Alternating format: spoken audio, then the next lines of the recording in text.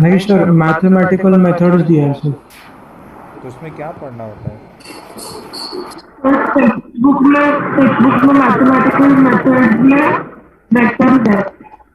Okay, मतलब वही है, मैथमेटिकल टूल एंड वेक्टर्स ही हैं, उनका नाम अलग है। Okay, one more thing, recording started, या and book.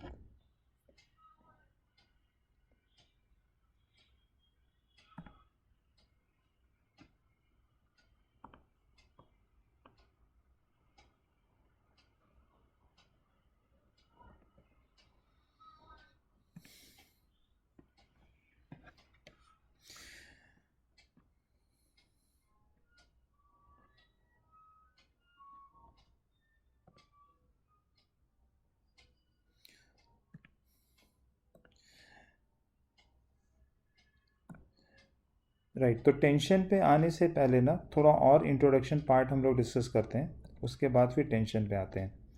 Like what is reference frame? Kinematics में भी पढ़ा था।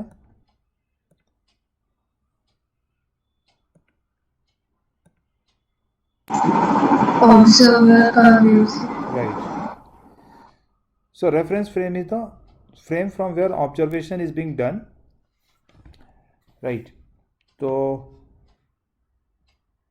there are two type of forces, contact force and non contact force. देखो, contact force and non contact force वो कौन कौन हो जाएगा? तो जो इलेक्ट्रोस्टैटिक फोर्स था, ग्रेविटेशनल फोर्स था, मैग्नेटिक फोर्स था, वो नॉन कॉन्टेक्ट फोर्स हुआ ना, क्योंकि उनके बीच में डायरेक्ट कांटेक्ट नहीं आ रहा है। और कांटेक्ट फोर्स में कौन होगा? तो एक तो डायरेक्ट कांटेक्ट फोर्स हो जाता है, टेंशन होता है, फ्रिक्शन होता है ना। तो ये सब हमारा कांटेक्ट फोर्स है।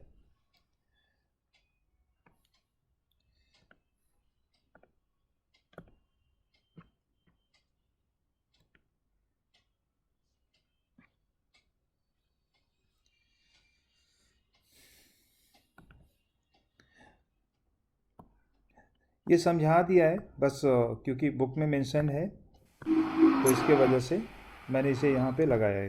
ठीक है, tension, normal, friction etcetera are contact force. Electrostatic force, weight मतलब gravitational force etcetera are field force और नॉन कांटेक्ट फोर्स।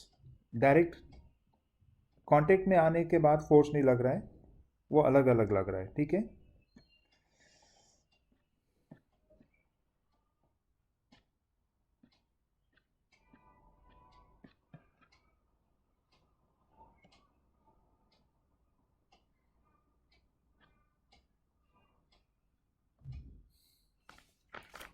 हम्म,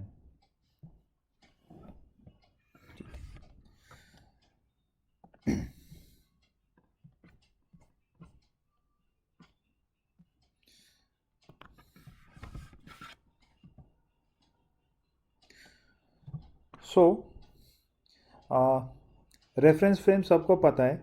तो हमारे इस केस में ना दो तरह का रेफरेंस फ्रेम है।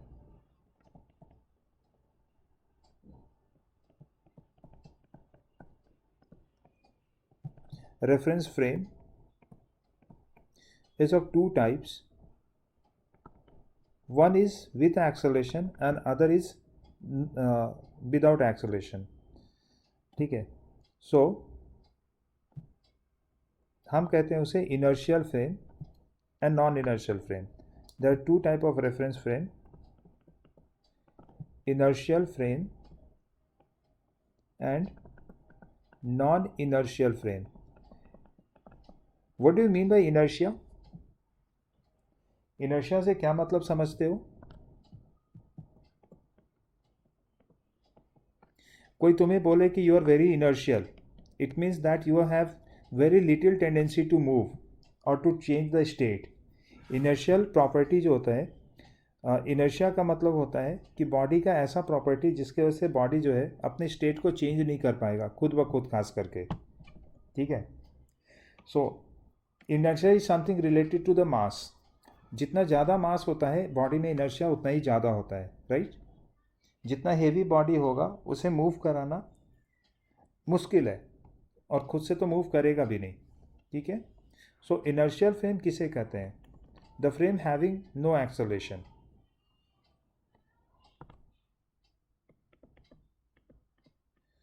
Frame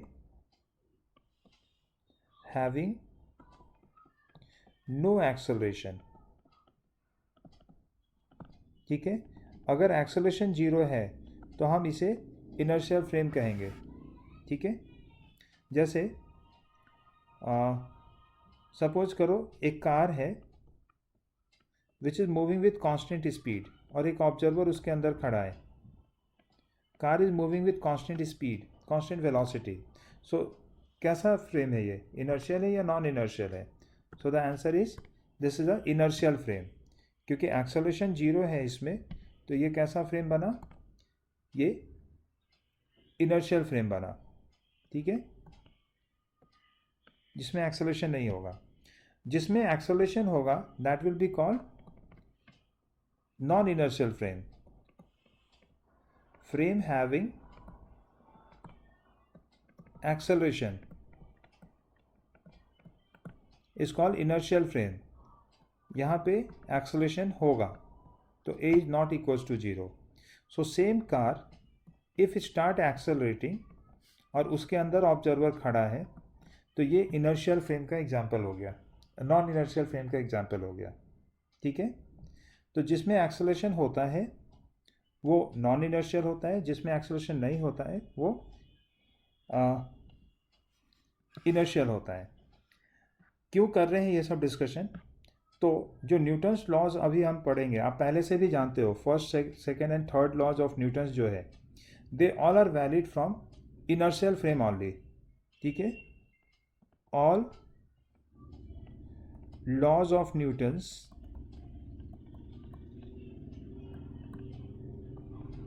is valid from inertial frame only. ठीक है,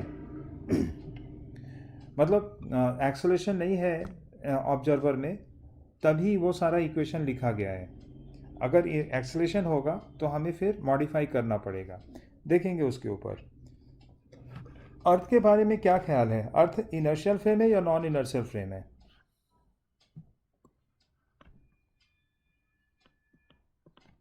अर्थ इनर्शियल फ्रेम है या नॉन इनर्शियल फ्रेम है? अर्थ inertial, so earth is theoretically non-inertial। Earth is theoretically non-inertial but practically inertial frame। मतलब आप ये कह सकते हो कि अर्थ में एक्सेलरेशन तो है लेकिन वो एक्सेलरेशन इतना छोटा है कि ऑब्जर्वेशन पे कोई फ़र्क नहीं पड़ता है उस एक्सेलरेशन को अगर इग्नोर करके चले तो। ठीक है, आपने अभी अभी सीखा है कि कोई भी बॉडी अगर रोटेट करता है तो उसके अंदर एक्सेलरेशन होता है। होता दो तरह का एक्सेलरेशन है, AC और AT।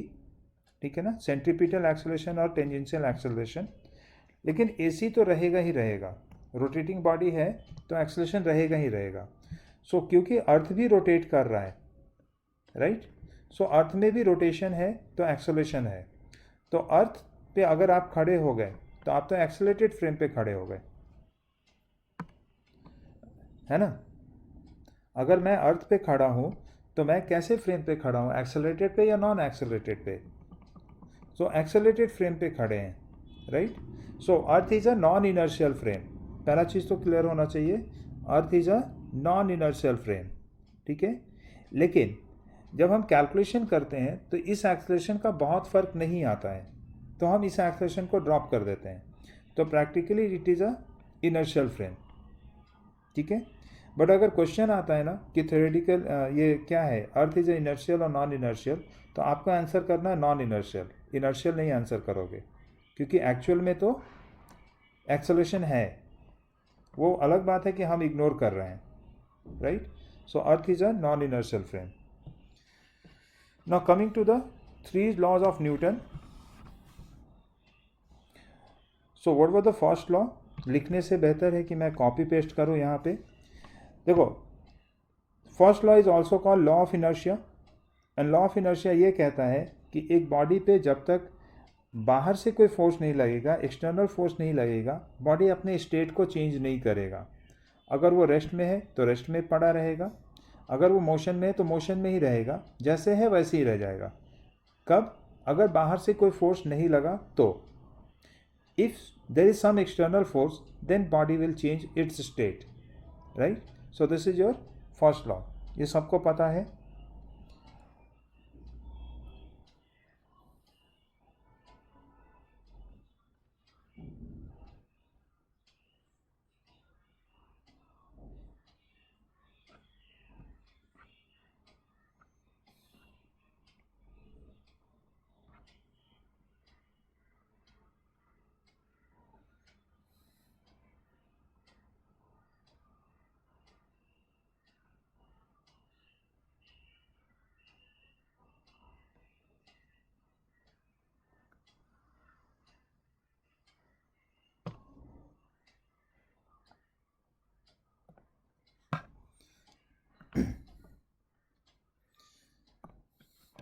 So this was the first law of inertia. According to this law, a body continued to be in the state of rest or uniform motion along the straight line unless it is acted upon by some external force to change the state, है ना?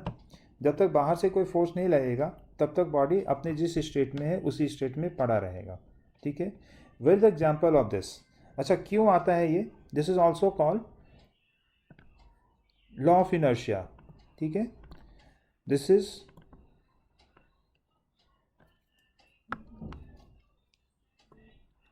also called law of inertia. So जो state है वो उसी state में क्यों रहना चाहता है? तो ये इनर्शिया के वजह से रहना चाहता है। Now what is the inertia? Inertia is the fundamental property of the body due to which it does not change its state of motion, ठीक है? इनर्शिया क्या है? और ऐसे लिख सकते हैं, मास पे डिपेंड करता है। Inertia is proportional to mass of the body, ठीक है? Larger mass implies that larger inertia,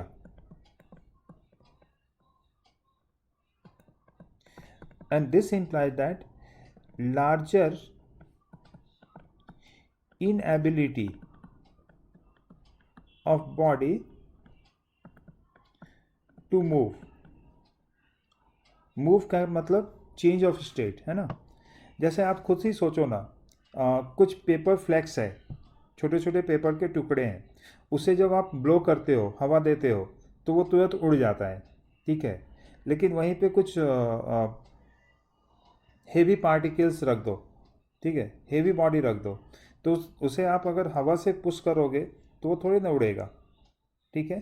सो हम कहेंगे कि पेपर में इनर्शिया कम था क्योंकि उसका मास कम होता है। वहीं पे मान लो कंक्रीट रखा था तो वो नहीं हटेगा, वहाँ से नहीं मूव कर पाएगा।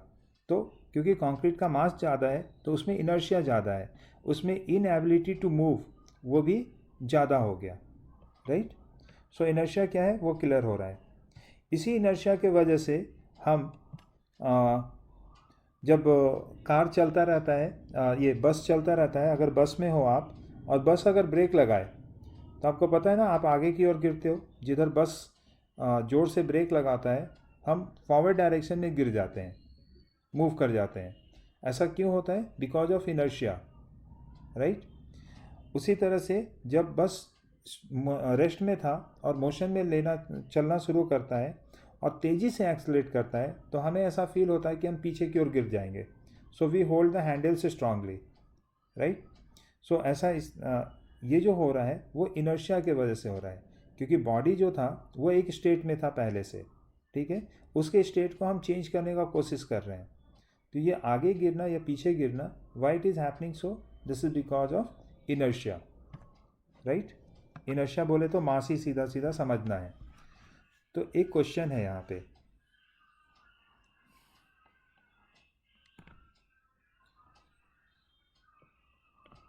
Both string A and B are identical identical and massless. देखो मासलेस होना बहुत इंपॉर्टेंट है इस स्टडी में। जैसे मोशन में हम लोगों ने एयर को नेग्लेक्ट कर दिया था ना, वैसे यहाँ पे स्ट्रिंग जो लेते हैं उसका मास को हम नेग्लेक्ट कर देंगे for the sake of easiness of our understanding. फिर मास होगा तो क्या होगा उस पर एक अलग से डिस्कशन होता है हमारा, लेकिन जब हम सिंपल बात कर रहे होते हैं तो हम अज्यूम कर लेते हैं कि स्ट्रिंग में मास नहीं है। ठीक है, सो दोनों स्ट्रिंग ए और बी जो है वो आइडेंटिकल है और मासलेस है। आइडेंटिकल मतलब सेम स्ट्रेंथ का। Now a block is being hang with the support of this strings like this. ऊपर वाला ए है और नीचे वाला बी है। ठीक है, और नीचे वाला स्ट्रिंग को ना आप पुल करने वाले हो नीचे की ओर। ठीक है, तो दो तरह से पुल करना है। पहला एक है ग्रेजुअली पुल्ड, और दूसरा है सडनली पुल्ड। देखो फिजिक्स में कुछ टर्म्स हैं जो बिल्कुल क्लियर रहना चाहिए तुम लोग को। सडनली पुल्ड मतलब क्या हो गया, जर्क देना है ना, जोर से खींचना। और ग्रेजुअली का मतलब क्या होता है, धीरे धीरे धीरे धीरे अपने फोर्स को बढ़ाना। ग्रेजुअली का मतलब होगा स्लोली। ठीक है, क्वेश्चन ये है कि कौन सा इन दोनों केसेस में कौन सा स्ट्रिंग टूटेगा, which string will break first, which string will break first. बताओ पहला केस में कौन सा वाला स्ट्रिंग पहले टूटेगा।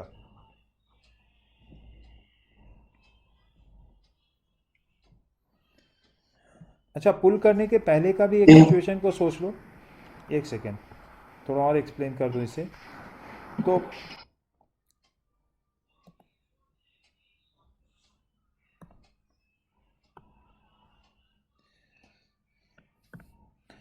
पुल करने के पहले का सिचुएशन ये है ना,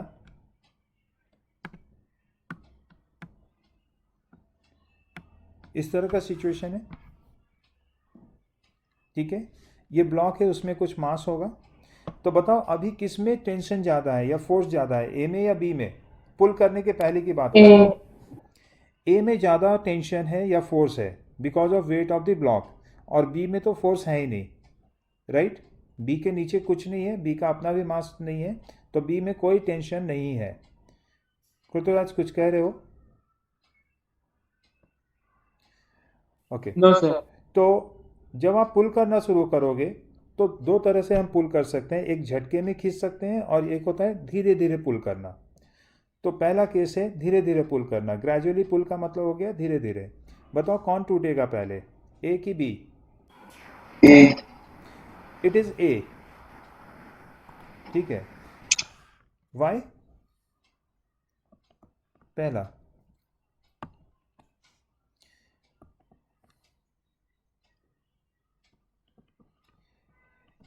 ए विल ब्रेक फर्स्ट क्योंकि ए में ज़्यादा फोर्स है। ठीक है, और जो भी बी में आप फोर्स लगा रहे थे ना वो धीरे धीरे ए पे ट्रांसफर होता जा रहा था। इज इट राइट टू से? जो हम नीचे पुल करेंगे तो उसके वजह से ए पे फर्क पड़ेगा या नहीं पड़ेगा?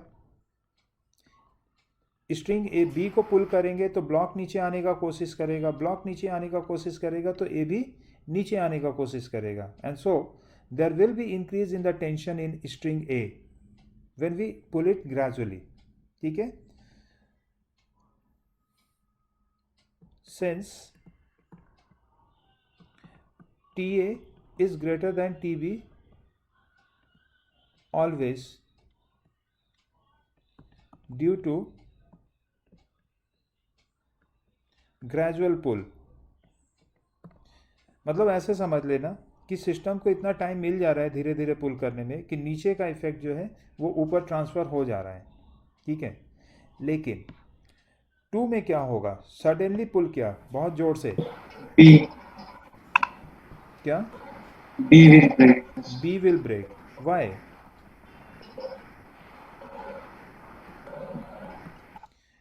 since suddenly means process is fast. Since process of force applied is fast and block, ये जो block है ना, and block M does not respond so fast to transfer effect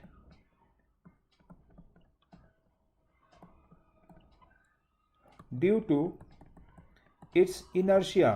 Simple. बात आया समझ में क्या? Due to its inertia. देखो क्या हुआ, जब आपने झटके से खींचा तो all of a sudden B में टेंशन बढ़ा, बहुत ज़्यादा टेंशन बढ़ गया है, ठीक है। उस टेंशन के वजह से ब्लॉक पे भी इफेक्ट आएगा, ब्लॉक भी नीचे आने का कोशिश करेगा। लेकिन ये जो ब्लॉक है ना, वो अपनी इनर्शिया के वजह से तुरंत मूव नहीं करेगा, राइट। और क्योंकि तुरंत वो मूव नहीं करेगा तो ऊपर के स्ट्रिंग पे टेंशन तुरंत नहीं डेवलप होगा। जिस इंस्टेंट पे बी में टेंशन डेवलप हो चुका था, उस इंस्टेंट पे ए पे टेंशन डेवलप नहीं होगा, थोड़ा डिले होगा, राइट। लेकिन इस डिले के चक्कर में क्या होगा कि बी में बहुत ज़्यादा फोर्स था और ए में उतना फोर्स पहुंचा नहीं है अभी, तो बी पहले टूट जाएगा, राइट। सो इसके बीच में हो, अभी ऐसे कर लो, एक और एक्सपेरिमेंट कर सकते हो कि एक मास 2m ले लेते हैं और एक मास m ले लेते हैं, दोनों पे बराबर फोर्स लगा करके पुल करते हैं, ठीक है। हालांकि यहाँ पे वो कंपैरिजन नहीं कर पाएंगे हम लोग, ठीक है। लेकिन इफेक्ट ट्रांसफ़र करने के पॉइंट ऑफ व्यू से अगर मैं सोचूं तो सेकेंड केस में जिसमें मास m है ना, उसमें ज़्यादा तेज़ी से ट्रांसफ़र होने का केस का रहेगा comparing to the first case जिसमें 2m मास है, ठीक है। तो larger the inertia, smaller is the movement, and smaller is the movement, so transfer of effect is small, right. So ये है हमारा इनर्शिया का कुछ एग्जाम्पल, ठीक है। There are 3 type of inertia. Inertia of rest, मतलब रेस्ट में body पड़ा है उसे मोशन में लाना है। इनर्शिया ऑफ मोशन, मतलब बॉडी मोशन में है उसे रेस्ट में लाना है। एंड इनर्शिया ऑफ डायरेक्शन, मतलब बॉडी एक डायरेक्शन में चल रहा है, बॉडी तब तक अपना डायरेक्शन नहीं चेंज कर सकता है जब तक कि उसमें बाहर से कोई फोर्स ना लगे। खुद ब खुद अपने से कोई भी बॉडी डायरेक्शन चेंज नहीं कर लेगा, ठीक है। It need to have some external force on it. So there are 3 type of inertia.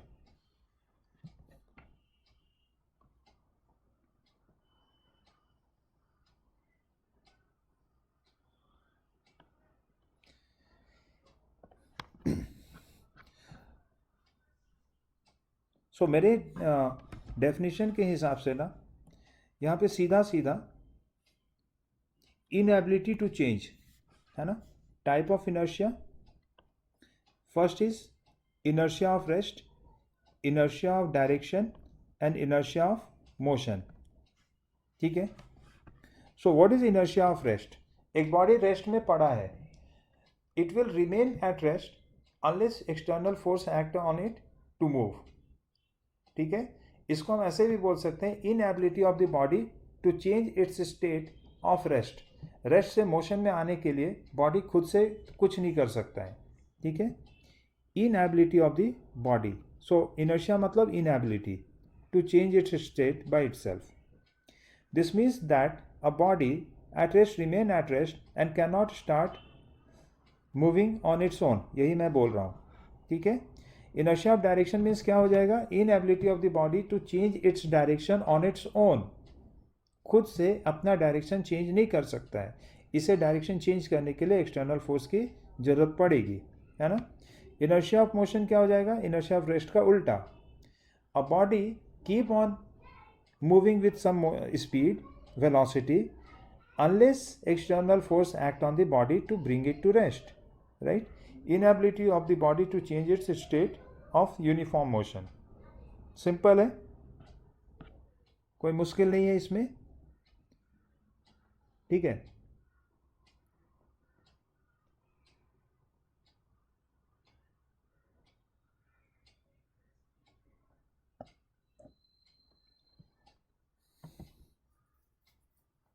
चलो, any question related to first law of inertia, law of inertia or first law of Newton? Sir Yeah, बोलो. Sir आप inertia of direction का एक example दीजिए ना. Inertia of direction का circular motion simple example है. अभी अभी हम लोगों ने सर्कुलर डिस्कस किया है. ठीक है. एक बॉडी जो है ना, वो इस डायरेक्शन में चल रहा था, तो वो इसी डायरेक्शन में चलता चला जाएगा. ठीक है. अच्छा, चलो ऐसे बात करते हैं. एक स्टोन को एक थ्रेड से बांध करके आप सर्किल में रोटेट कर रहे हो, कर सकते हो ऐसा? ठीक है. सो हाँ sir. When it is at a very high speed and string breaks for some reason, string बहुत कमज़ोर था तो वो ब्रेक हो जाएगा. तो क्वेश्चन ये है कि ये जो पार्टिकल होगा, स्टोन जो होगा, वो किस डायरेक्शन में जाएगा जिस इंस्टेंट पे टूटेगा? टैंजेंट के डायरेक्शन पे. टेंजेंशियल डायरेक्शन में चलता चला जाएगा. क्यों वो टेंजेंशियल डायरेक्शन में चलता चला जा रहा है? मतलब स्ट्रेट लाइन पे वो क्यों जा रहा है? क्योंकि जो स्ट्रिंग था ना, वो अब हट चुका है. मतलब जो फोर्स था स्टोन के ऊपर वो हट चुका है ना. स्ट्रिंग का मतलब कौन सा फोर्स? Tension force. तो tension force was responsible for motion in the circle. Am I right और not? String force was responsible for motion in the circle, and if that string is not there, then it cannot move in the circle. तो ये example हो गया inertia of direction का. Body खुद से अपना direction change नहीं कर सकता है, उसे बाहर से एक फोर्स चाहिए. इस केस में टेंशन एक एक्सटर्नल फोर्स है जो स्टोन के ऊपर लग रहा था सर्किल में मूव करने के लिए. Is it okay? Yes sir. या सर्किल में डायरेक्शन चेंज करने के लिए फोर्स चाहिए. अच्छा, मैं एक क्वेश्चन पूछता हूँ तुमसे कि एक पार्टिकल ना इस कर्व पाथ पे चल रहा है, और मैं आपसे पूछूं कि उस पार्टिकल में फोर्स है या नहीं है, एक्सटर्नल फोर्स है या नहीं है, तो आप श्योर शॉर्ट कहेंगे कि पक्के से है. ठीक है. अब मेरा क्वेश्चन ये है कि एक पार्टिकल स्ट्रेट लाइन पे चल रहा है, और मैंने ये नहीं बताया है कि यूनिफॉर्मली चल रहा है या नॉन यूनिफॉर्मली चल रहा है, और मैं पूछूं इस स्ट्रेट लाइन के लिए कि बॉडी में फोर्स है या नहीं है, तो आप कहेंगे कि हो भी सकता है, नहीं भी हो सकता है. आई एम नॉट श्योर, राइट. अगर यूनिफॉर्म मोशन है तो फिर फोर्स नहीं है, क्योंकि फोर्स होगा तो एक्सेलरेशन आ जाएगा. यूनिफॉर्म मोशन में एक्सेलरेशन नहीं होता है. अगर एक्सेलरेटेड है तो इसका मतलब फोर्स है. सो स्ट्रेट लाइन मोशन में आपका आंसर होगा I am not sure, may और may not be there is a force. But अगर एक पार्टिकल कर्व पाथ पे चल रहा है और पूछा गया कि क्या वो उस पार्टिकल पे फोर्स है, आपका आंसर होगा for sure there is a force. तो इससे क्लियर हो गया कि कर्व पाथ का मतलब डायरेक्शन चेंज हो रहा है, और डायरेक्शन चेंज के लिए बॉडी को फोर्स चाहिए बाहर से, अलग से, राइट. सो इस वाले केस में मस्ट हैव फोर्स.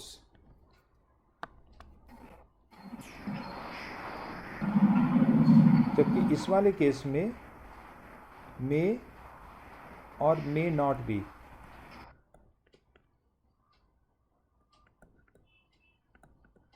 क्योंकि वो डिपेंड करेगा कि एक्सेलरेशन है या नहीं है उसके ऊपर. सो ये था इनर्शिया ऑफ डायरेक्शन. ठीक है. अच्छा, एक और एग्जांपल देता हूँ, देखो.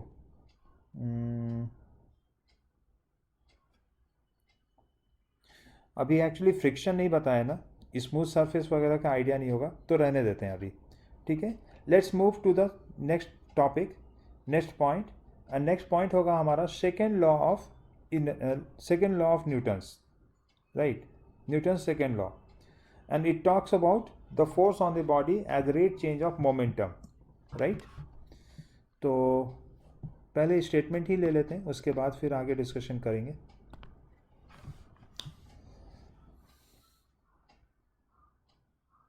सीधा से स्टेटमेंट है, the rate change of momentum equals to the force applied on the body. एक बॉडी का अगर मोमेंटम चेंज हो रहा है, then there must be change in the there must be force on the body. ठीक है. तो what is momentum equals to?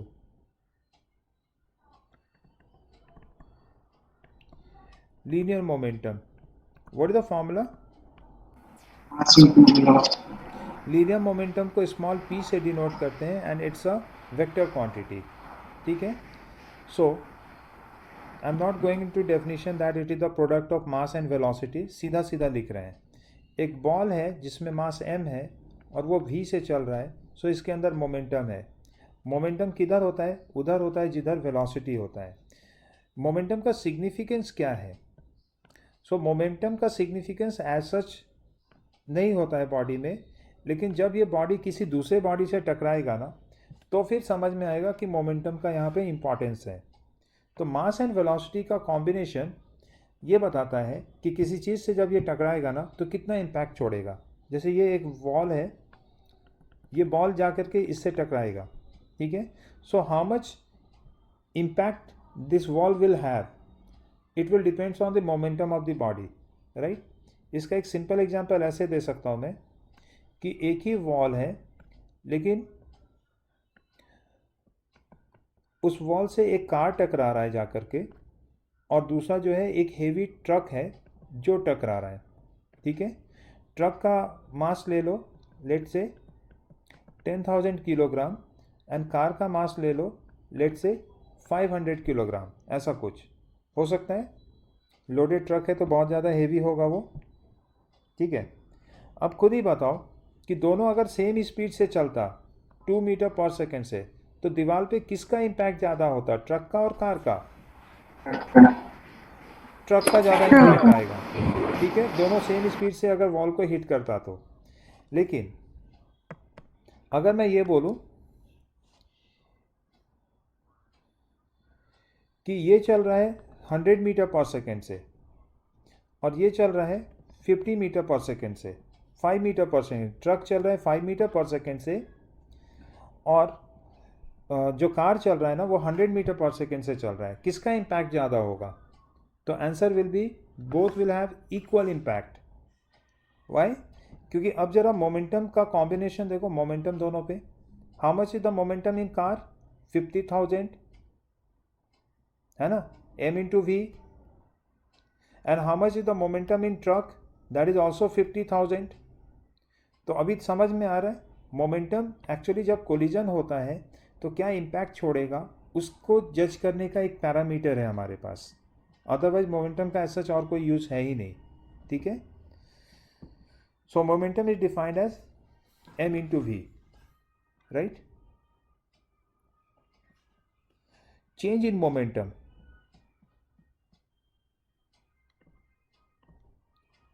Change in momentum क्यों आएगा? चेंज इन मोमेंटम तो वेलोसिटी में चेंज के वजह से आएगा.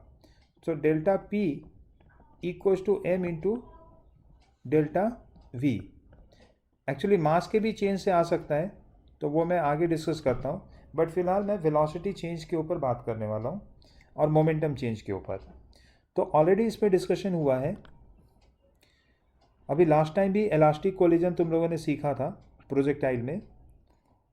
तो मैं क्या कह रहा हूँ कि this is a wall and let's say this is a particle of mass 2 kilogram. It was moving with 3 meter per second, and after collision it start moving with 3 meter per second in opposite direction. होगा ना, ऐसे collide करेगा और फिर पीछे लौटने लगेगा. What is the change in velocity?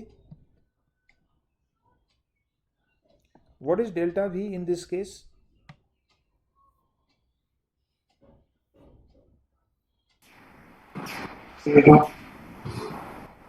अभी देख लो, ऐसा मिस्टेक करोगे. चेंज इन वेलोसिटी बोला है मैंने, तो मैग्नीट्यूड चेंज नहीं हुआ है, डायरेक्शन तो चेंज हुआ है ना. So change in velocity v final minus v initial है ना. v फाइनल कितना है? तो 3i विथ माइनस साइन है. v इनिशियल कितना है? यहाँ है v इनिशियल v1, ये है v2. So minus of 3i, so it is minus 6i metre per second. और अगर मैग्नीट्यूड में बताओगे तो आप बोलोगे change in velocity is 6 metre per second, not zero.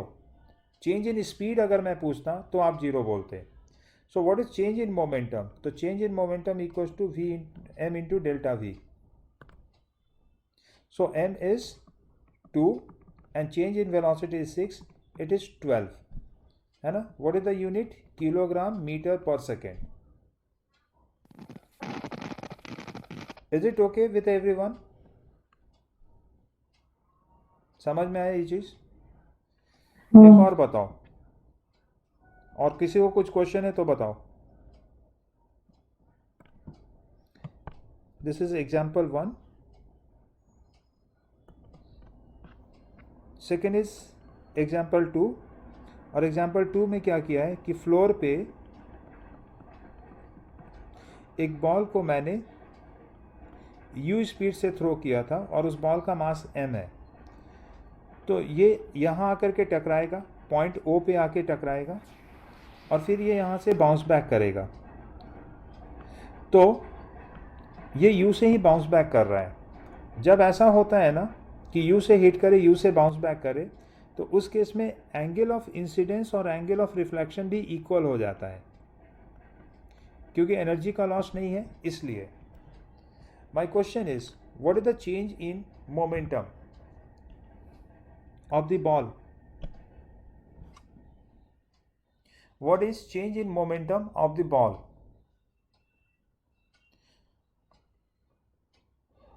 Momentum change क्यों होता है? फोर्स के वजह से होता है. देखो ऊपर वाले केस में पहले देख लो.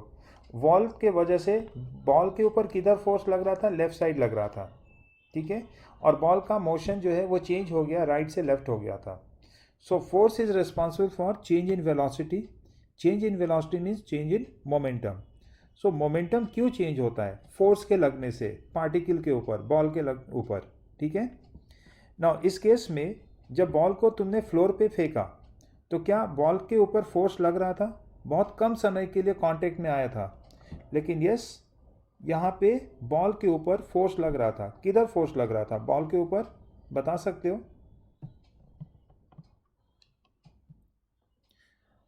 अच्छा, बॉल के ऊपर फोर्स कौन लगा रहा था? Floor, right. तो फ्लोर किधर फोर्स लगा रहा होगा बॉल के ऊपर?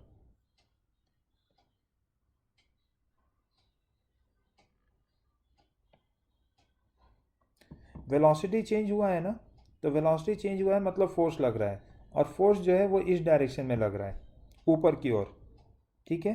डिस्कस करेंगे उसके ऊपर भी. तो जिधर फोर्स लगता है ना उधर ही मोमेंटम चेंज होता है. तो देखो तुम्हें क्या करना है इसमें. बेसिकली यहाँ पे 2D आ गया, एम आई राइट? ऊपर 1D में डिस्कशन किया था, अब तो 2D हो गया है ना. तो 2D में क्या प्रोसेस है हमारा? क्या आप रिजॉल्व करना पसंद करोगे या बिना रिजॉल्व किए हुए ही काम कर लोगे? बिना रिजॉल्व किए हुए सॉल्विंग करोगे तो गलत हो जाओगे. You should resolve because of 2D. सो हम यहाँ पे रिजॉल्व करेंगे, और किधर किधर रिजॉल्व करेंगे? Parallel to the ground and horizontal to the, perpendicular to the ground. This angle is theta, so this is u sine theta, और नीचे u कॉस थीटा. वैसे ही दूसरे एंड पे अगर चला जाऊं तो ये u है, इसका ये दोनों कॉम्पोनेंट आएगा. According to question this is given theta, so ऊपर आएगा u कॉस थीटा और हॉरिजॉन्टल डायरेक्शन में आएगा u साइन थीटा, ठीक है. अब क्या करोगे कि ये दोनों मोशन को बिल्कुल अलग अलग करके देखना है, ठीक है, जैसा हम लोगों ने प्रोजेक्टाइल में भी किया था. इस मोशन को बिल्कुल अलग अलग करके देखेंगे. तो जब एक्स एक्सिस पे देखेंगे तो ये है पॉइंट O. एक बॉल है जो इस तरफ आ रहा है u साइन थीटा से. ऊपर वाले फिगर को देखते जाओ, है ना. बॉल का एक्स एक्सिस वेलोसिटी क्या है? u sine theta. बॉल बाद में देखो कितना दिख रहा है, तो वो फिर से u साइन थीटा है. तो बताओ O पॉइंट के पहले और बाद में कोई वेलोसिटी चेंज है क्या एक्स एक्सिस पे? There is no velocity change. Collision के पहले और कोलिजन के बाद एक्स एक्सिस पे वेलोसिटी चेंज नहीं है. इसलिए नहीं है क्योंकि एक्स एक्सिस पे फोर्स नहीं लग रहा था. देखो फिगर में फ्लोर, बॉल के ऊपर फोर्स किधर लगा रहा है? ऊपर लगा रहा है. एक्स एक्सिस पे पैरेलल टू द सरफेस नहीं लगा रहा है ना. So parallel to the surface अगर फोर्स नहीं है तो एक्सेलरेशन नहीं है, वेलोसिटी चेंज नहीं करेगा. and therefore there is no momentum change on x axis. आप हमेशा इसे इसी तरह से देखेंगे, x एक्सिस पे अलग और y एक्सिस पे अलग. अब बात करते हैं y एक्सिस पे. तो y एक्सिस पे क्या हो रहा था, बॉल नीचे आ रहा था u cos थीटा से, और टकराने के बाद बॉल ऊपर जा रहा है u cos थीटा से. Is there any change in velocity? Yes, no? Yes, sir. How much is that? तो 2u cos थीटा. ठीक है, कैसे लिखते हैं? Final minus initial. This is your v2 final and this is v1 initial. So v2 minus v1 आ रहा है, v2 minus v1. तो v2 will be u cos theta, v1 will be minus of u cos theta ना, कि सीधा सीधा u cos theta ही रख दोगे. डायरेक्शन नीचे की ओर है तो माइनस लगाओगे, नीचे की ओर के लिए माइनस लगाते हैं. So this minus and minus will become plus and therefore 2u cos theta. ठीक है. So there is change in momentum also, that is m into delta vy, and that is 2mu cos theta. ऐसा. So there is change in momentum and that is also along y axis. अगर vectorially लिखना चाहो तो आप vectorially भी लिख सकते हो. एक्स एक्सिस और वाई एक्सिस पे अलग अलग ना लिख करके एक साथ चाहो तो वो भी कर सकते हो, but I prefer this method कि अलग अलग विजुअलाइज करें. ठीक है.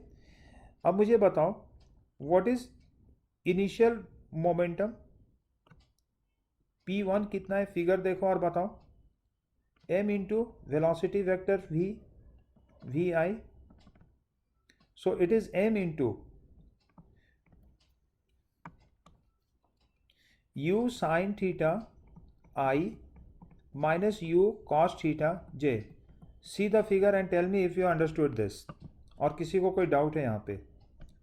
मैंने लिखा है इनिशियल मोमेंटम. पी आई का मतलब क्या होता है?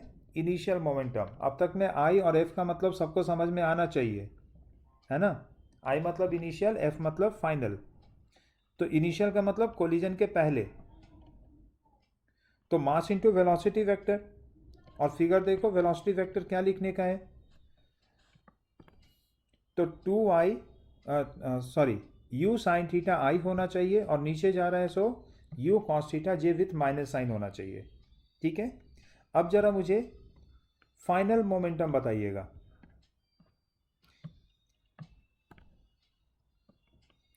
p final, see the figure and tell me.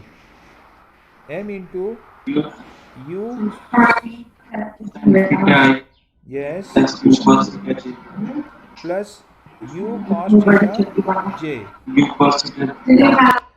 Now we have been talking about change in momentum. So delta p equals to what? Delta p equals to p final minus p initial, right?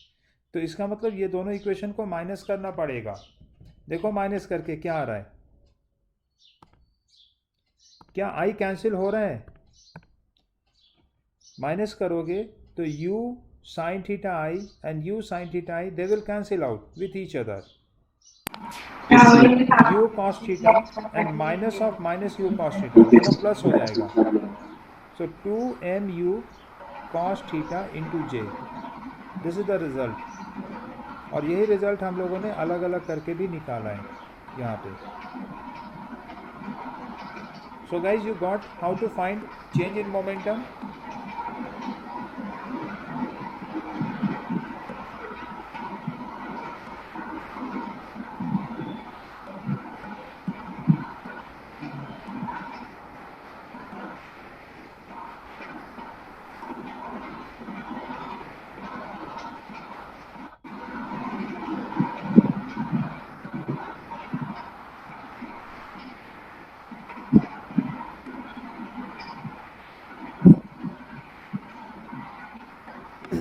ठीक है.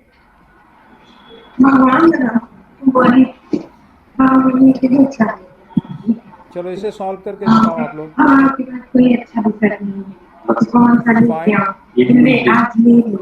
Change in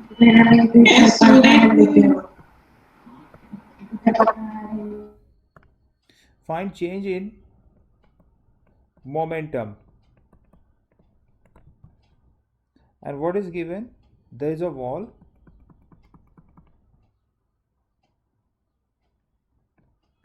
और यहाँ से एक ball को throw किया था जो कि 53 डिग्री पे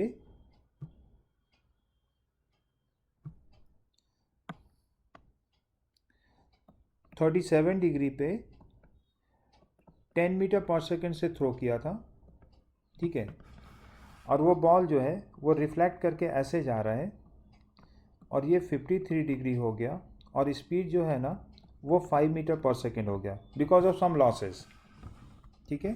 इलास्टिक कोलिजन होता तो 10 से गिरा तो 10 मीटर पर सेकेंड से ही रिफ्लेक्ट होता, लेकिन यहाँ पे कुछ लॉस की वजह से ऐसा हो गया है, ठीक है। मास ले लेना, मास of the ball is 2 kilogram, m बराबर 2 किलोग्राम। चलो मुझे सॉल्व करके आंसर बताओ, वेक्टर फॉर्म में बताना है।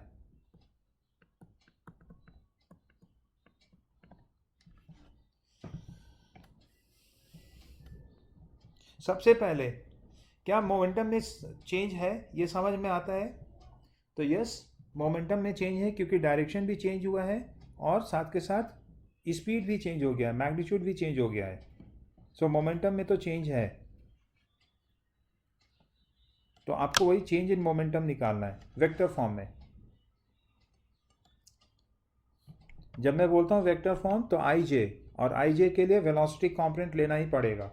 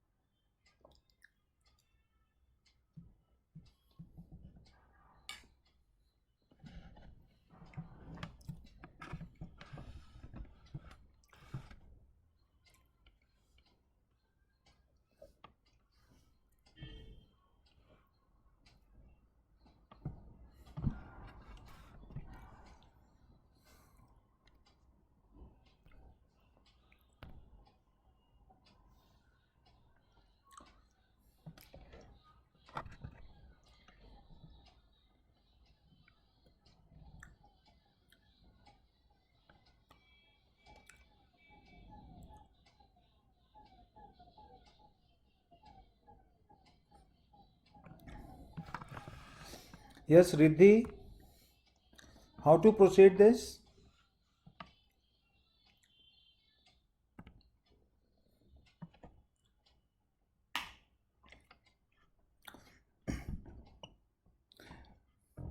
राजकुमार,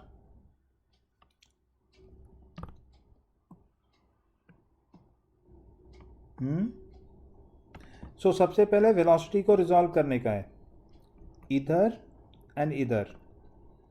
ये एंगल 37 डिग्री है ना? तो cos 37 कितना हो जाएगा? 4/5, सो it's coming 8 metre per second, और इधर आ जाएगा 6 मीटर पर सेकेंड। अब ऊपर वाले पार्ट में रिजॉल्व करते हैं। सो इस तरह से रिजॉल्व होगा, this is 5 and this angle is 53, so cos 53 3/5, so this is 3 metre per second and this is 4 metre per second. Resolve करना क्लियर हो गया सभी को? यस, फाइनल आंसर बता रहे हो क्या? चलो, पी आई मतलब पी इनिशियल, हिट करने के पहले क्या लिखें बताओ? m इंटू वेलोसिटी वेक्टर, पहले वेलोसिटी वेक्टर लिख रहा हूँ, देखो 8i प्लस 6j, राइट। और इसमें मास से मल्टीप्लाई करेंगे, मास कितना है? 2 kilogram, so 2 kilogram metre per second, this is the initial vector. कितना आ जा रहा है? तो 16i plus 12j।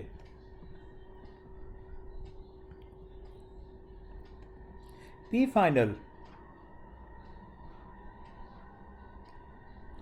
Final,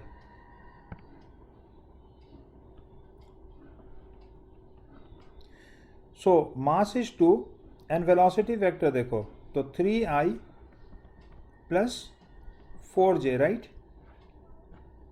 3i plus 4j, ऊपर फिगर देख करके लिखा है। that is coming minus 6i plus 8j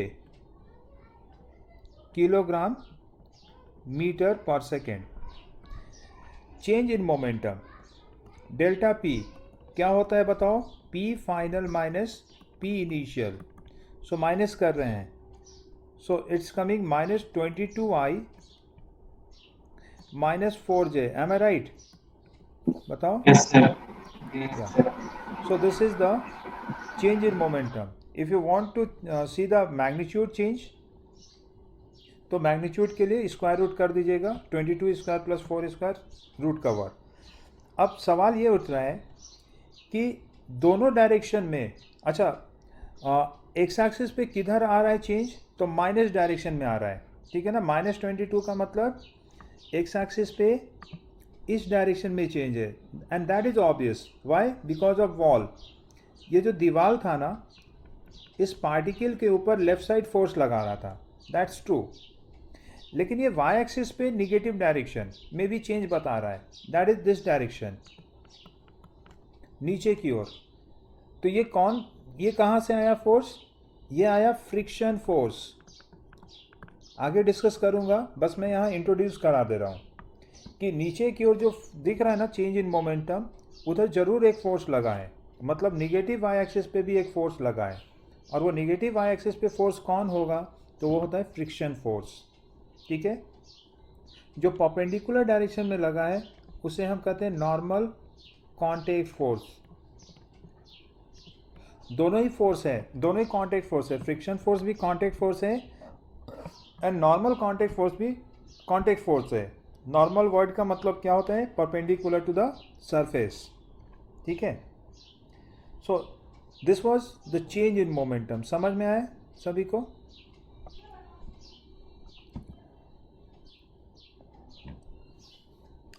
सबसे पहले मैंने मोमेंटम डिफाइन किया, उसके बाद चेंज इन वेलोसिटी से चेंज इन मोमेंटम को कनेक्ट किया, और उसके बाद फिर एक स्ट्रेट लाइन मोशन पे दिखाया था और एक 2D में दिखाया कि कैसे हमें चेंज इन मोमेंटम लिखना है. आई होप यहाँ तक पॉइंट क्लियर है. ठीक है. Now coming to the second law of motion, Newton's second law.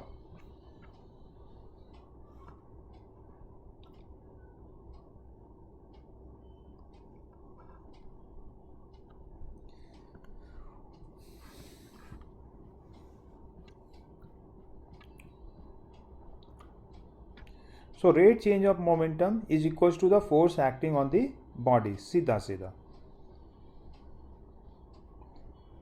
और ये पता है सभी को. M I right? बताओ. पता है ना सबको ये बात?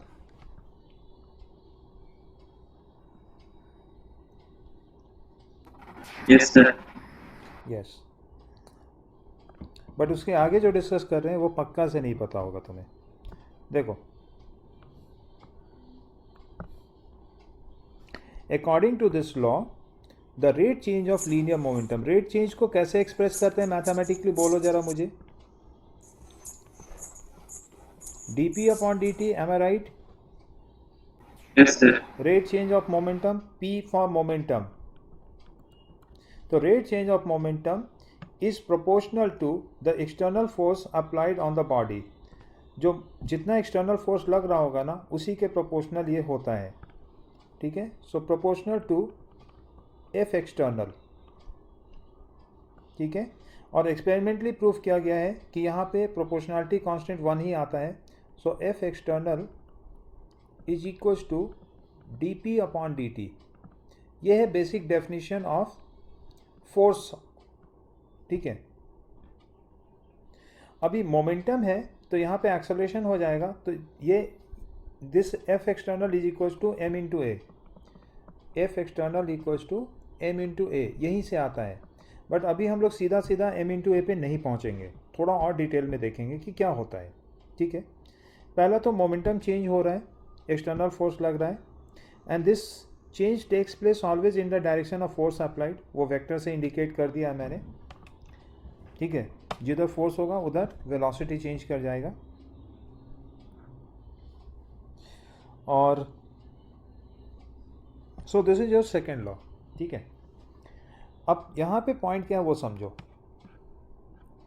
Momentum change can be of two type, due to mass change and due to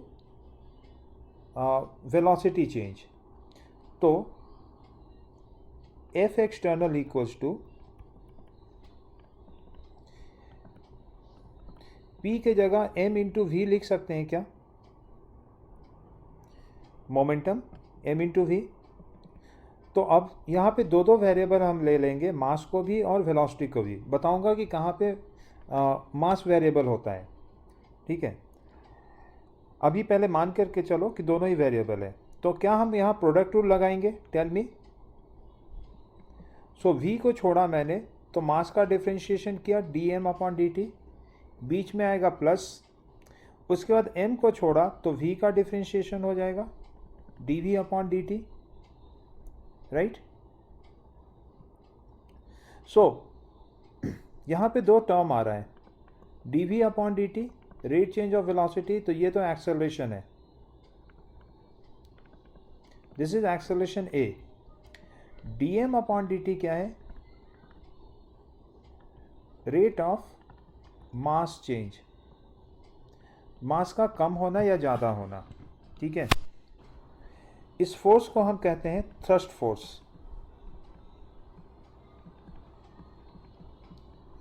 thrust force, ठीक है।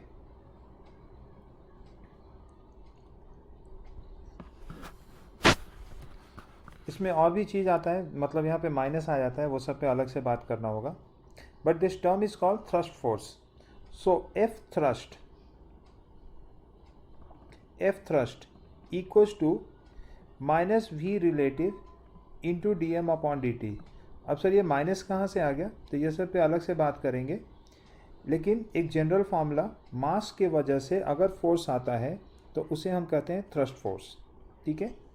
अब देखो यहाँ पे एक ब्लॉक है और यहाँ पे मैंने इसे धक्का देना शुरू किया, तो मैंने फोर्स लगाया। इसके क्या इसमें मास कम हो रहा है? ब्लॉक स्मूथ सरफेस पे रखा है तो इसका मास फिक्स है, ठीक है। तो मेरे फोर्स लगाने से ना मास नहीं चेंज कर रहा है, केवल इसका वेलोसिटी चेंज कर रहा है, इसलिए एक्सेलरेशन आ रहा है। तो इस केस में मास चेंज नहीं है, dm upon dt is 0, right. तो ये वाला टर्म को 0 कर देंगे हम, तो सीधा सीधा ma आता है। रुको अलग से डिस्कस करता हूँ।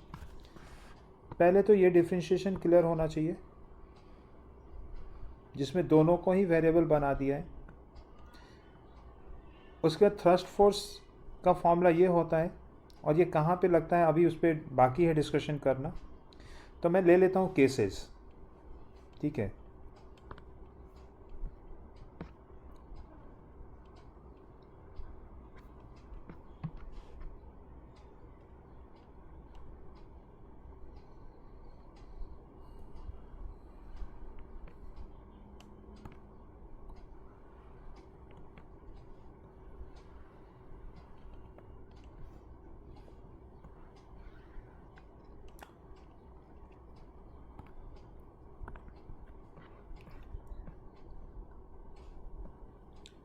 Case 1,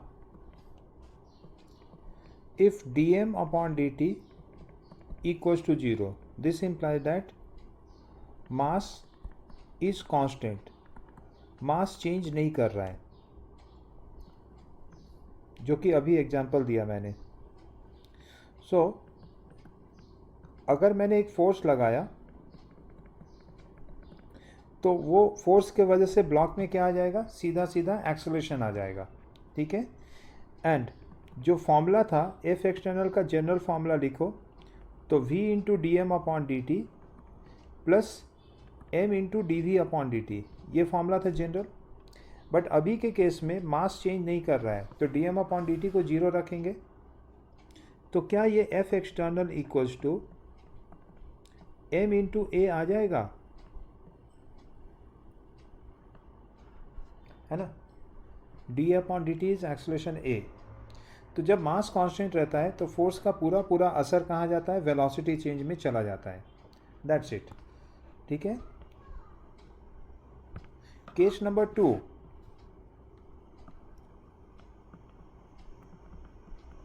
केस नंबर 2 में if dm upon dt is not 0, this implies that mass of the body is changing. ठीक है, mass of the body is changing. Then there will be two cases ना. अगर mass change हो रहा है तो दो बात हो सकते हैं, या तो मास इंक्रीज कर रहा होगा सिस्टम का, या तो मास डिक्रीज कर रहा होगा सिस्टम का. ठीक है, समझाता हूँ ये भी. कहाँ पे होगा वो देखते हैं. ठीक है, तो जैसे बलून, बर्थडे पार्टी में बलून फुलाते हैं ना हम लोग. मान लो ये बलून ओपन ही रहे, इसको टाइट नहीं किया इसके माउथ को, और ये आपके हाथ से छूट जाए. Then tell me how is the motion of this balloon. Is it a zigzag path? कभी देखा है, ऐसा एक्सपीरियंस किया है तुम लोगों ने? Yes, sir.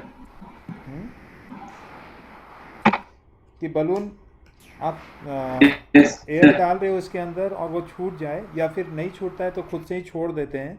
ठीक है, just to make fun. So how that balloon moves. Basically balloon के माउथ से इस तरह से यहाँ से एयर बाहर निकल रहा होता है, राइट? और बलून का मूवमेंट होता है राइट साइड में. तो देखो, क्या मास इस सिस्टम का डिक्रीज हो रहा है? ये जो बाहर एग्जॉस्ट हो रहा है ना, Yes, sir. अगर बलून का Yes, मास sir. m है तो mass is decreasing. There is dm upon dt for this balloon and which is negative. जैसे लिखा मैंने dm upon dt equals to -10 gram per second. मान लो ऐसा लिखा, तो माइनस साइन ये इंडिकेट कर रहा है कि सिस्टम से मास कम हो रहा है. ठीक है, और कितना कम हो रहा है एक सेकेंड में? तो 10 ग्राम्स पर सेकेंड कम होता जा रहा है. आप देखो कि इस पर फोर्स किधर लग रहा है, केवल मास के कम होने से आगे मूव कर रहा है. सो थ्रस्ट फोर्स का डायरेक्शन किधर है? थ्रस्ट फोर्स का direction opposite to the velocity of the gas है, राइट? जो फ्लूइड है ना, वो जिधर मूव कर रहा है उसके उल्टे डायरेक्शन में है. इसीलिए तो वहाँ पे minus v r into D M upon D t लिखा था. याद है पीछे क्या लिखा था मैंने? एक तो सिंपल फॉर्मूले से निकाला था कि ऐसा कर लेंगे, लेकिन उसके बाद मैंने minus d r into D M upon D t लिखा था. तो माइनस साइन क्यों लिखा था अभी क्लियर है?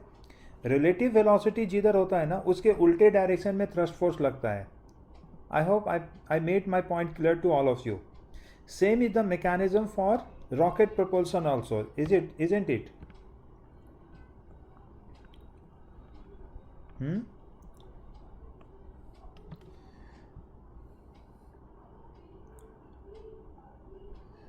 तो अभी देख रहे हो ना, Tesla, SpaceX, Elon Musk news में काफ़ी फेमस हो रहा है. सो रॉकेट का प्रोपल्शन, यहाँ पे एग्जॉस्ट हो रहा है फ्यूल, और रॉकेट किधर प्रोपगेट कर रहा है? उसके ऑपोजिट डायरेक्शन में. So there is thrust force on the rocket due to that exhaustion. और रॉकेट का मास धीरे धीरे कम होता चला जाता है, क्योंकि अच्छा खासा मास जो होता है, मतलब 60-70% जो मास होता है रॉकेट का, वो उसके फ्यूल के वजह से होता है. जैसे जैसे ये फ्यूल बर्न आउट होता चला जाता है, वैसे वैसे इसका कंपार्टमेंट डिटैच होता चला जाता है और मास कम होता जाता है ना. सो यहाँ पे v है, और ये वी आर लिखना इसको, किसके रेस्पेक्ट में ये होगा? तो ये वी आर जो होता है वो विथ रेस्पेक्ट टू रॉकेट होगा. ठीक है, तो अभी केवल इंट्रोडक्शन दे रहा हूँ. I will come to these points again. अभी एक momentum, conservation of momentum chapter होगा, वहाँ पे हम लोग वापस आएंगे. सो मैं बस इतना यहाँ पे समझाना चाह रहा हूँ. तो कहाँ पे मास कम ज़्यादा का केस लेना है, ठीक है, और उसके ऊपर फोर्स किस तरह से लग रहा है. So you understood this point also. ठीक है, एक और एग्जांपल अगर मैं दूँ, तो मुझे बताओ, एक कंटेनर है और वो एकदम स्मूथ सरफेस पे रखा हुआ था, और पीछे एक होल हो जाए, इसमें वाटर भरा हुआ है और पीछे एक होल हो जाए, वहाँ से वाटर लीक कर रहा है काफ़ी तेज़ी से. बताओ कि ये कंटेनर किधर जाएगा? जाएगा भी या फिर रेस्ट में रहेगा?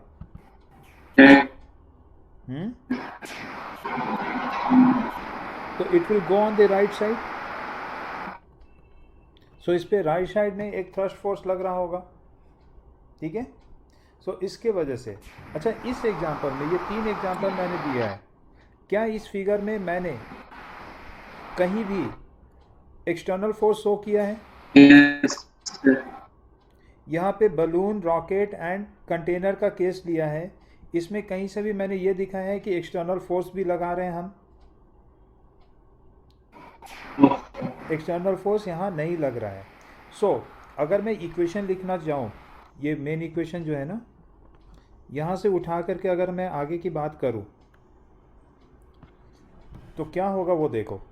पहले पूरा इक्वेशन एक बार लिखते हैं.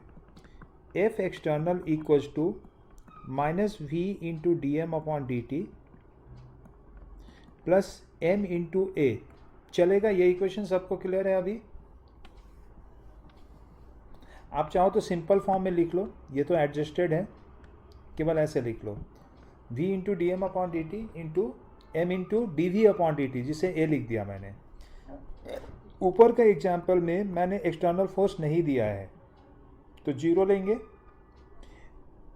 ये वाला थ्रस्ट फोर्स तो है, दिख रहा है फिगर में, और उस थ्रस्ट फोर्स के वजह से बॉडी में एक्सेलरेशन आ रहा है.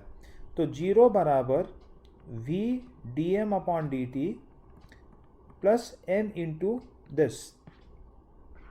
और यहाँ से आप एक्सेलरेशन लिख सकते हो minus of v upon m into D M upon D t करके. ठीक है. हालांकि हमें इंटीग्रेट करना पड़ेगा क्योंकि मास भी वेरिएबल है. क्या मास वेरिएबल है? रॉकेट का मास चेंज हो रहा है ना टाइम टू टाइम. तो ये मत लिखो, सीधा सीधा ऐसा ही लिख लेते हैं. m into a plus v into D M upon D t equals to 0. यहाँ पे बस मैं ये समझाना चाह रहा हूँ तुम लोगों को कि मास चेंज के वजह से भी बॉडी में एक्सेलरेशन आता है. Right. I repeat, mass change के वजह से भी बॉडी में एक्सेलरेशन आता है. और किधर आता है? तो जिधर वेलोसिटी ऑफ मास है, जिधर से मास निकल रहा है, उसके उल्टे डायरेक्शन में आता है. ठीक है. So this is only the discussion that I want to make in this case. Okay. ये सब केस जो है उसको मैं लिख दूं. Case number A, d M upon D T is negative, mass is coming out of system. ठीक है. तो फिर मास सिस्टम में फिल हो, उसका भी कुछ एग्जाम्पल होना चाहिए ना. So take that as B. अगर D M upon D T positive है, इसका मतलब क्या होगा? सिस्टम का मास इंक्रीज कर रहा है. सिस्टम मास इंक्रीजिंग. तो अभी मैथमेटिकल कैलकुलेशन पे बहुत ज़्यादा नहीं जा रहा हूँ मैं बस आपको सिचुएशन इंट्रोड्यूस कर रहा हूँ कि वो कहाँ है. तो देखो, बारिश का टाइम है और ये एक कंटेनर है. मतलब ऐसे मैं बात करता हूँ. This container was slightly filled with the liquid, water से फिल्ड है. और ये कंटेनर को मैंने v स्पीड से पुश कर रखा है. v कह दो या u कह दो. मुझे बताओ क्या फ़र्क पड़ेगा u पे? अभी बारिश वारिश का केस नहीं ले रहे हैं, सिंपली एक कंटेनर वाटर के साथ है और उसे आपने u से पुश करके छोड़ दिया था. So will this u change और नॉट?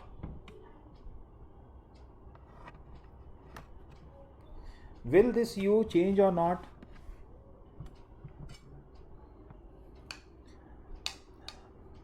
Aditi,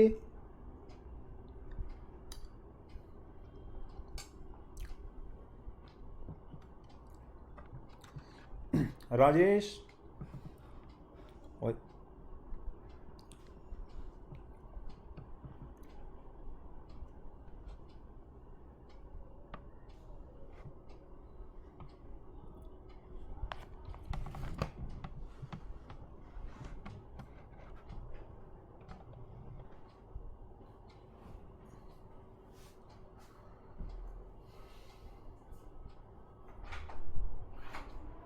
मोबाइल मोबाइल चाहिए, mobile mobile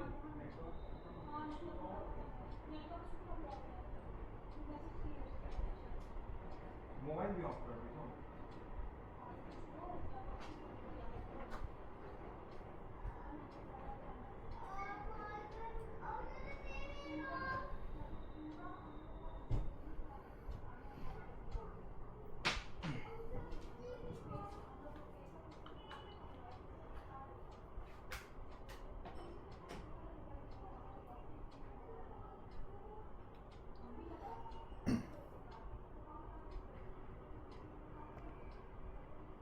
Okay guys, please confirm my voice is coming to you. Yes, sir. Okay fine. अचानक से नेटवर्क गायब हो गया था, तो डिस्कनेक्ट हो गया था हम लोग, और स्क्रीन नहीं से ऐड है अभी. Yes, so I was talking about what is happening to this container which is being pushed with speed u. क्या u इसका चेंज हो रहा है टाइम के साथ? Yes, no?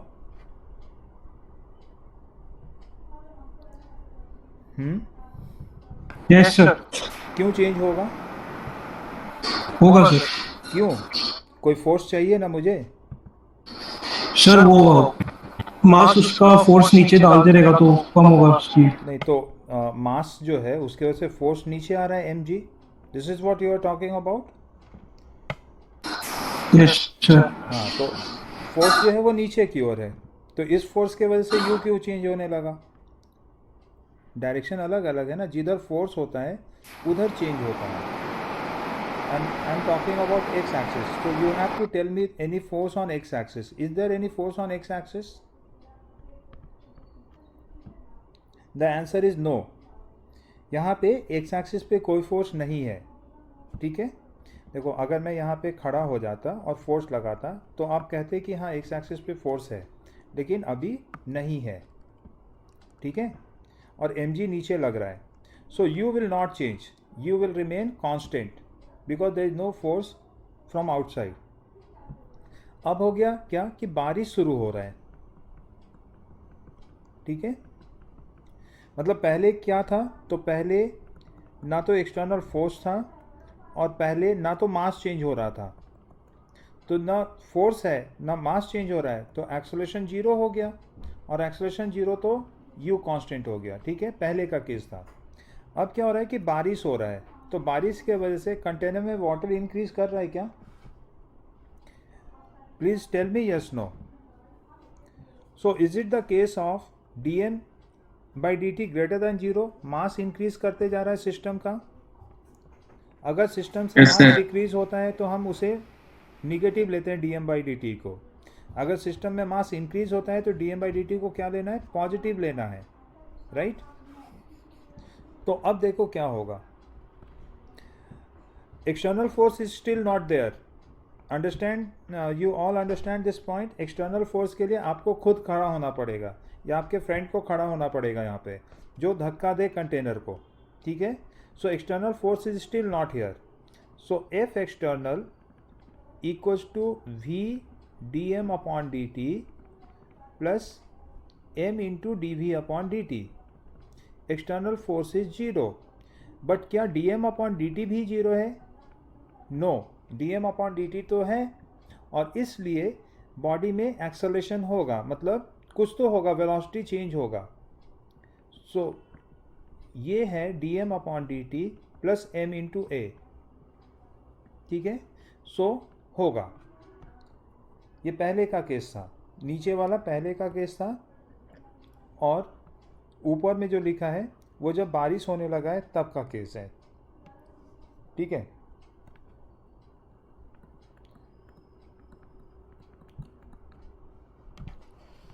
तो अब मुझे ये बताओ. ठीक है, इतना तो समझ में आया कि अब यू चेंज होगा. जब बारिश होने लगेगी, कंटेनर का मास बढ़ने लगेगा, पानी का मास बढ़ने लगेगा, तो यू चेंज होगा. क्या ये बात क्लियर हुआ सभी को? By this equation it will change. तो क्या होगा, इंक्रीज होगा कि डिक्रीज होगा, ये भी जानना है मुझे. यू क्या होगा, इंक्रीज होगा या डिक्रीज होगा? ये प्योरली आपके इंस्टीट्यूशन पे है, सोच करके बताओ. मास बढ़ने पे स्पीड कम होगा या ज़्यादा होगा?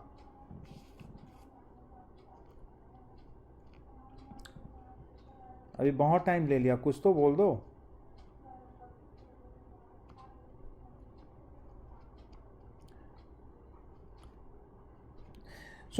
मास बढ़ने से स्पीड कम होगा, ठीक है। मास बढ़ने से स्पीड कम होगा, क्यों होगा? देखो, ओके, फिर से प्रॉब्लम।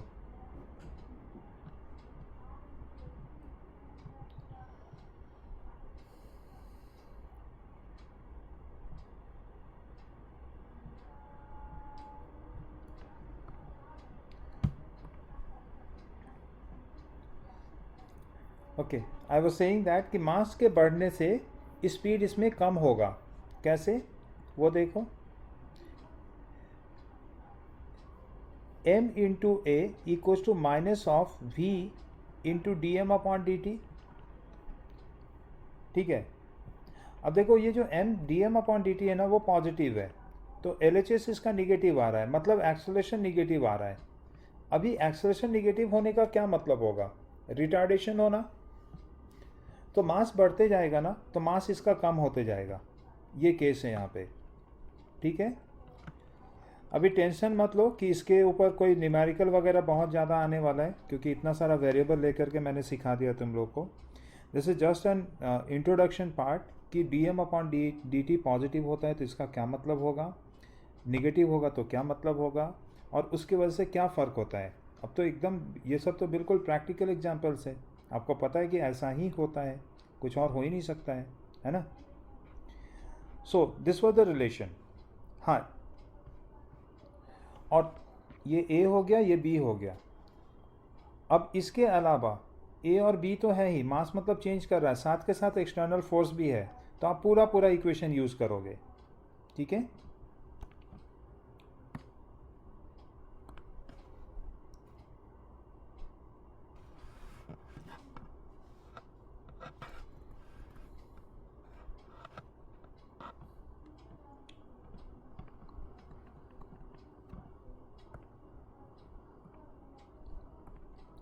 ओके, आवाज़ आ रही है सबको?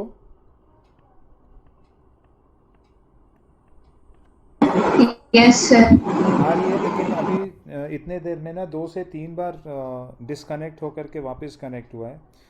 सो 11 o'clock भी हो गया है, so almost we have finish the lecture, ठीक है। एक लास्ट पॉइंट है, अगर है तो मैं उसे कंप्लीट कर दे रहा हूँ कि केस 3 में ना एक्सटर्नल फोर्स भी ले लेते हैं। अभी पीछे वाले केस में मैंने एक्सटर्नल फोर्स 0 ले लिया था, कोई था नहीं, तो एक्सटर्नल फोर्स भी है, मास भी चेंज कर रहा है, तो फिर कैसे एक्सपीरियंस करेंगे?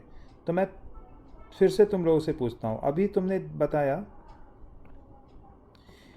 कि अगर बारिश हो रहा है और कंटेनर में मास इंक्रीज कर रहा है, तो यू पे क्या फ़र्क पड़ा, इंक्रीज और डिक्रीज? टेल मी।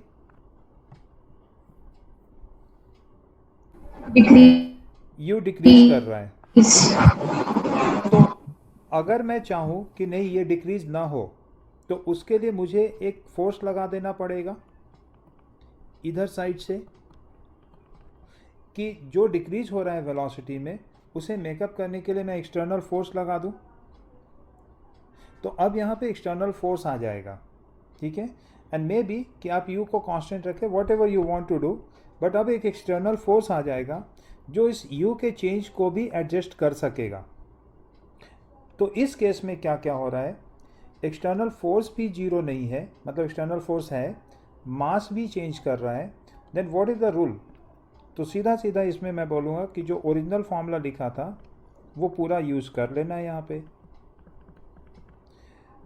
और इसी को मैं दूसरे तरीके से बोलूँ तो मैंने तुम्हें एक एक करके सारा पॉइंट इसमें सिखाया है कि अगर एक्सेलरेशन नहीं होगा तो D M upon D t के वजह से क्या होगा, अगर D M upon D t होगा तो उसके वजह से क्या होगा, एक्सटर्नल फोर्स नहीं होगा तो क्या होगा।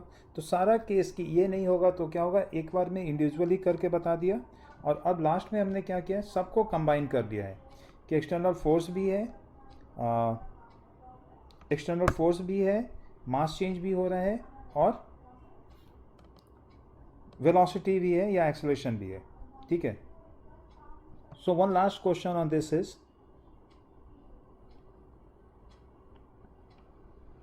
This is a conveyor belt, ठीक है। ये फैक्ट्री वगैरह में होता है, ठीक है। और इसके ऊपर ना ऐसे हम कुछ सैंड वगैरह कुछ भी गिरा रहे, कोई मटेरियल है जो इसके ऊपर गिर रहा है, तो आपको पता है कि इसके ऊपर गिरेगा तो इस तरह से हिप बन जाएगा इसके ऊपर, राइट। जो मास ऑफ फॉलिंग है ना dm/dt, let's say this is 10 kilogram per second दिया है, ठीक है। और इस बेल्ट को ना 2 मीटर पर सेकेंड की स्पीड से मुझे कॉन्स्टेंटली मूव करना है, ठीक है। कौन मूव कर रहा है, तो यहाँ पे एक मोटर लगा रखा है मान लो, वो मोटर इस बेल्ट को रोटेट कर रहा है, ऐसा ही होता है, ठीक है। सो क्वेश्चन है, find the force required to move the belt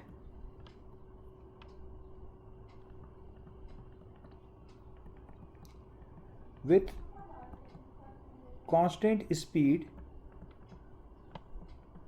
2 meter per second. This is the question.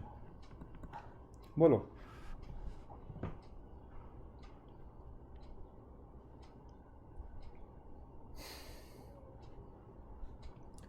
क्या बेल्ट में एक्सेलरेशन है अकॉर्डिंग टू दिस क्वेश्चन? बताओ, क्या बेल्ट में एक्सेलरेशन है? No, sir. कांस्टेंट स्पीड मतलब क्या होता है? नो एक्सेलरेशन, ठीक है। क्या पूछा है? एक्सटर्नल फोर्स पूछा है। सो गो इन द एवर फॉर्मूला, क्योंकि मास इंक्रीज करता जा रहा है बेल्ट पे, ठीक है। और जो मास है ना उसका स्पीड कितना हो जा रहा है? 2 मीटर पर सेकेंड। जो मास इस पे गिर रहा है वो बेल्ट के साथ साथ चलने लगेगा। So what is the speed of that mass? It will be 2 metre per second. So formula होगा F external equals to v into dm/dt plus m into a. But इस केस में a 0 है, तो यहाँ पे एक्सटर्नल फोर्स इक्वल्स टू आ जाएगा 2 metre per second into dm/dt, सीधा सीधा, that is 10 kilogram per second. और सॉल्व करने पे ये आ रहा है 20। सो this is 20 Newton required. This is the answer. 10 kilogram per second के रेट से अगर हम मास ऐड करेंगे ना, तो इस बेल्ट को 2 मीटर पर सेकेंड के कांस्टेंट स्पीड से मूव कराने के लिए मुझे 20 न्यूटन का लगातार फोर्स लगाना पड़ेगा, ठीक है। अगर हम नहीं लगाएंगे ये 20 न्यूटन का फोर्स तो क्या होगा? मास के बढ़ने से वेलोसिटी क्या होता है? अभी ऊपर कंटेनर वाले केस में किया था तुमने, डिक्रीज करेगा। तो ये बेल्ट धीरे धीरे स्लो डाउन होता चला जाएगा अगर आप एक्सटर्नल फोर्स नहीं लगाएंगे तो, ठीक है। So guys, this is we have done for the day. ये था second law of Newton second law, ठीक है। सर यस, सर एक्सेलरेशन 0 कैसे आया? क्योंकि क्वेश्चन में बोला है ना, पढ़ो इसे। Find the force required to move the belt with constant speed 2 metre per second, then what is the acceleration of the belt? हाँ सर, समझा। ठीक है।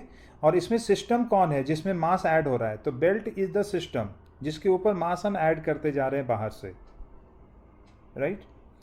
सो ये है, करेंगे और भी क्वेश्चंस करेंगे। So in next lecture we will start third law, action reaction, और उसके बाद फिर और डिटेल्स में जाएंगे इसके। And I hope you will be enjoying this chapter, क्योंकि काइनेमेटिक्स से तो ये थोड़ा आसान है, ठीक है।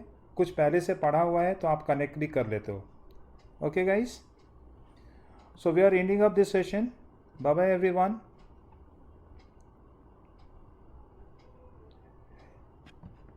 तुम लोगों ने मुझे वो